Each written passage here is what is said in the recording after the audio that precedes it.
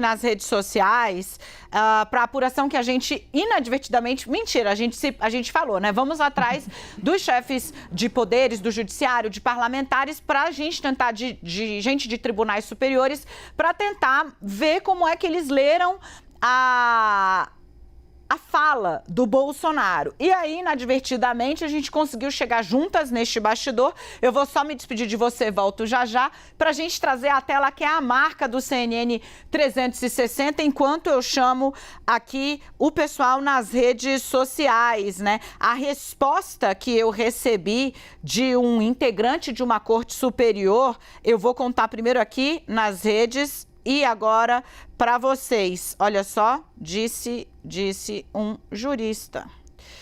Pronto, vamos lá. Gente, eu liguei para integrantes de corte superiores, integrantes de tribunais, integrantes do legislativo, para entender como é que eles tinham lido. Gente que não está diretamente interessada na transição do poder, né? Que não é do QG do Lula nem do QG do Bolsonaro, para entender que mensagem vocês acham que o presidente institucionalmente mandou. E me chamou a atenção a recepção que teve a fala do presidente Jair Bolsonaro entre esse grupo, chefes de outros poderes, integrantes do judiciário e de outras cortes superiores. Eu mandei uma mensagem a uma fonte recorrente, muito atenta às movimentações do poder. Basicamente, todo mundo que orbita e vive mesmo do poder, esses agentes políticos, eles estão ligados em tudo que está acontecendo. Então, eu falei, como é que o senhor avaliou a última fala do presidente? A resposta me surpreendeu, foi, abre aspas, felizmente eu não vi, fecha aspas. Essa resposta revela uma espécie de fastio e de cansaço com os estímulos enviados pelo bolsonarismo ao longo dos 4 anos, né? Deputados também com os quais eu falei disseram, não acompanhei, estou ocupado vendo a minha posse, não acompanhei, estou ocupado com o meu final de ano. Foi impressionante como há essa sensação de cansaço, né? Isso foi expressado de uma maneira bastante atabalhoada até pelo ministro Luiz Roberto Barroso, quando ele, abordado por bolsonaristas fora do país, ele falou, perdeu, mané, não amola. Para quem conhece o ministro Luiz Roberto Barroso, ele é uma pessoa muito polida na fala, né? Ele faz questão de ser polida na fala, polida nos gestos. Ele só extravasa quando ele está no limite. Teve aquela cena, ele, Gilmar Mendes, né? O senhor é uma mistura, Vossa Excelência é uma mistura do mal com o atraso, é raríssimo, né? São episódios que marcam exatamente por serem raros. E Barroso externa esse fastio, esse cansaço, que agora é como se as instituições tivessem apressado a virada de página de Jair Bolsonaro. Isso também foi percebido pelo time do ex-presidente e presidente eleito Lula, que, como eu disse para vocês, né, percebeu essa virada de página até por conta do próprio Bolsonaro, que, segundo eles disseram, eu já vou detalhar para vocês, colapsou depois da derrota. A Thaís Arbex tem essa segunda parte desse bastidor. A Thaís falou com integrantes do Supremo e também com outros deputados diferentes. A gente correu em raias diferentes e ouviu basicamente a mesma coisa. Pode colocar a Thaís aqui, Danilo, quando você conseguir, que é, né, não ouvi, não acompanhei, não vi a fala do Bolsonaro. A desse integrante de Corte Superior que eu ouvi me chamou muita atenção pelo felizmente, é aspiado. Como o senhor avaliou a última fala do presidente? Abre aspas, felizmente eu não vi, fecha aspas. Tá. Dani, então logo começou o pronunciamento do presidente, eu disparei mensagens para ministros do Supremo Tribunal Federal, para pelo menos 6 ministros, e todos diziam não estar acompanhando, não ter acompanhado aquela fala. Com um deles depois falando pelo telefone, dizendo um pouco como foi o tom do presidente, foi isso, o tom de minimizar, de dizer, mas a partir de domingo tudo muda, mesmo que ele tenha feito alguns acenos ali a esses apoiadores mais radicais, acredito que as coisas estão muito mais tranquilas, há já há novos comandantes nas Forças Armadas, isso já está passado, né? Já está superado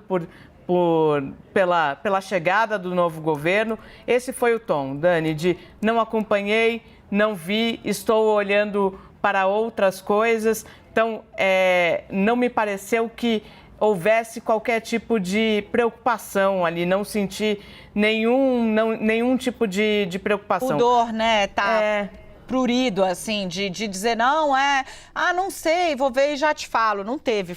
Para mim também me chamou muita atenção. Felizmente não vi. Foi uma coisa, foi algo muito de página virada, assim, talvez essa expressão resuma um pouco esse clima em relação a todo mundo, assim, em relação a tudo aquilo que pudesse vir de reação. Mas, entretanto, é importante a gente colocar isso, havia essa expectativa, né, Dani? Muita gente esperando que o presidente Jair Bolsonaro fizesse esse gesto. Mesmo aqueles que atuaram de forma crítica durante a sua gestão, diziam que era importante que ele falasse com esse eleitor, até para aquilo que a gente estava colocando há pouco sobre essa liderança da direita a partir de agora. Ô, Thaís, tem uns trechos aqui que a gente tem assim, né? Em nenhum momento, repito, né? Em nenhum momento fui procurado para fazer nada de errado, violentando o que seja que for, né? Entendo que fiz minha parte, estou fazendo a minha parte até hoje. Hoje é 30 de dezembro. Até hoje fiz minha parte dentro das 4 linhas. Agora, certas medidas têm que ter o apoio do parlamento, alguns do Supremo, de outros órgãos, de outras instituições. A gente não pode acusar apenas um lado ou a mim. Você quer resolver o assunto. Por vezes você pode até ter razão, mas o caminho não é fácil. O que eu vejo desse governo que está previsto para assumir aí no domingo é um governo que começa a capenga, com muitas reações. A gente vê que muita gente votou do lado de lá e se arrependeu, né? Vocês estão vendo quem deve comparecer aqui domingo. Do jeito dele, ele reconhece, né, a derrota, né? E começa a acenar um pouco, né? Não queremos o confronto nem estímulo ninguém a partir do confronto. É a pior maneira de você tentar resolver. Eu creio no patriotismo, na inteligência de vocês. Sei o que vocês passaram, sei perfeitamente disso daí, né? Mas ele fala, o mundo não acaba no dia 1º de janeiro. Thaís, acho que tem um pouco dessa admissão de que ele não teve... Eu acho que valia a pena a gente voltar a falar disso, né? Precisava de alguns do Supremo. Bolsonaro não teve apoio institucional, né? Nem de setores importantes da sociedade, setor produtivo. Todo mundo que junta 2 com 2 sabe que esse tipo de aventura institucional, de ruptura, isso não funciona, né? Em lugar nenhum do mundo, né? E isso, de certa forma, ficou claro aí na fala do presidente. Muito pelo contrário, né, Dani? Todos os recados que ele recebia, até mesmo de pessoas muito próximas dos outros poderes, era de que qualquer aventura que não dentro da democracia não seria aceita. Por quê? Porque a gente está falando, como você costuma dizer, de preço.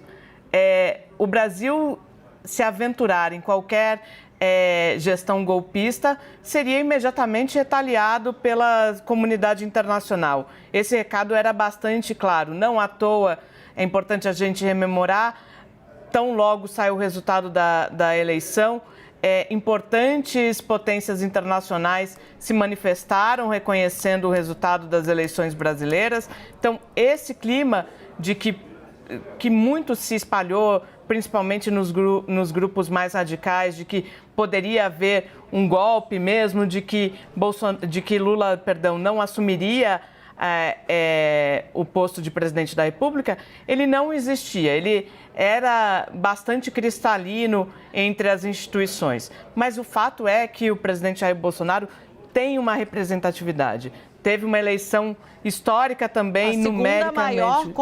Segundo maior contingente de votos da história do Brasil. Exato. O maior é o de Lula, mas o dele é o segundo maior. Exatamente. Então, era isso que os aliados falavam. O senhor tem um legado, o senhor tem um apoio, o senhor tem um eleitor e o senhor tem um papel importante. É isso que espera Valdemar da Costa Neto, que ele lidere esse movimento a partir de agora.